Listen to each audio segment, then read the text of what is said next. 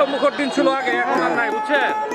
এখন এই যে দিনগুলো আমরা হারাই দিচ্ছি অনেক আগে, এইসব দিন খুঁজলে পাওয়া যায় না। আসলে প্রফেশনাল অনেকেই, কেউ এখানে যারা দেখতেছেন প্রফেশনাল কেউ নাই। আসলে মনের সুখে মাছ মারতে আসা একটা ইচ্ছা থাকে। ছোট সময় আমরা দেখছি বাপদাদারা এরকম মাছ মারতো, আমরা পারি নাই। এই যে সময়টা এখন খুব ভালো লাগতেছে এবং খুব উপভোগ করতেছি। এরকম সময় কিন্তু এখন আর পাওয়া যায় না। 90-এর দশকের ছেলেরা হয়তো কিছুটা পেয়েছিল, কিন্তু আমরা যারা আছি এখন খুব খুব মিস করি এইসব দিন।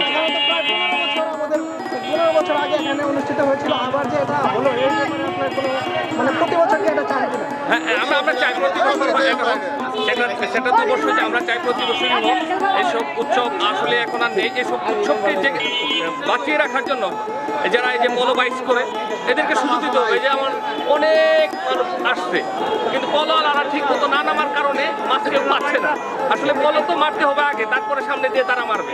এখন তো পলো আলারা নামার আগে ওরা নামছে, যেহেতু আর মাছ খুঁজে পাচ্ছে না।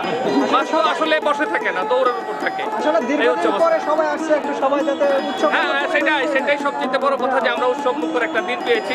ঈদের আনন্দ এখানে এসে পাই না।